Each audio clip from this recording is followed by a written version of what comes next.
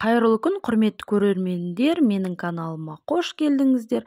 Бүгін осылай майда макаронды палау тәріздес етіп, шашпа қып пісіретін боламын. Міндетті түрде видеоның соңына дейін көріңіздер, бірге жасап көрейік. Макаронды осылай майда макаронды қып-қызыл қып қуырып, әдемі етіп, кешкі ас дайындайтын боламын.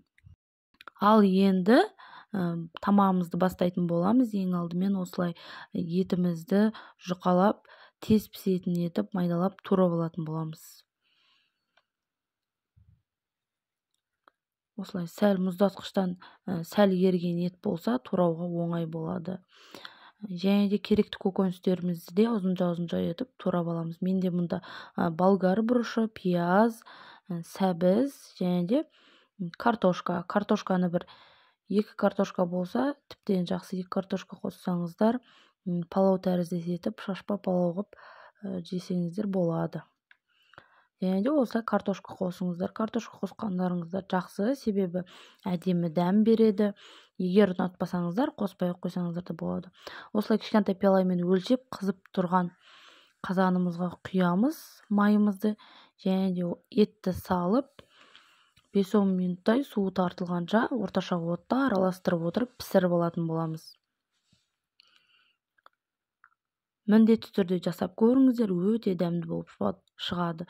10 минут уақытымыз өтті. Енді пиязды да салып, және де болгар бұрыш, болгарский перецті де салып, осылай жақсылап тағы да араластырып пісіретін боламыз. Сәбізді де салып, бәрін осылай араластырып отырып, кішкене 5 минут көлемінде пісіріп алыңыз. Ал енді 5 минут уақытымыз өтті. Енді суымызды құятын боламыз.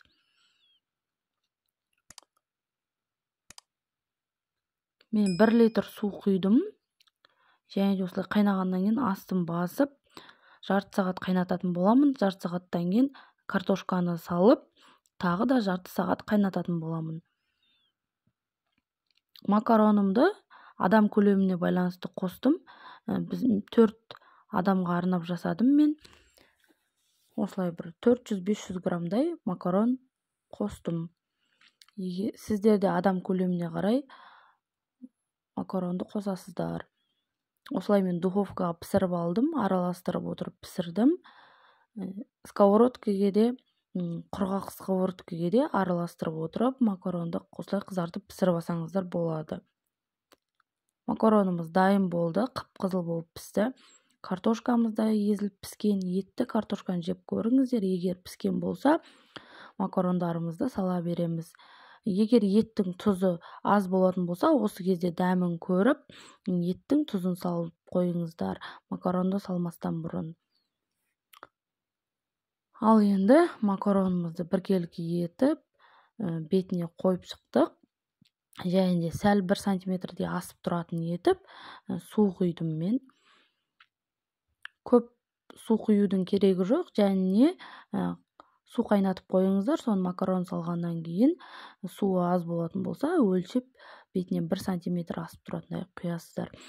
Және де осылай 25 минут көлемінде жақсылап бұқтырып алатын боламыз, палау тәріздес етіп. Міне шашпа болып, өте шашырап, әдем болып пісті. Үйдегілерге өте сондай қатты ұнады, бәрін тауысып жеп қойды. Енді мен үнемі осы әдіспен жасайтын боламын. Сіздермен бірге болған Әсем.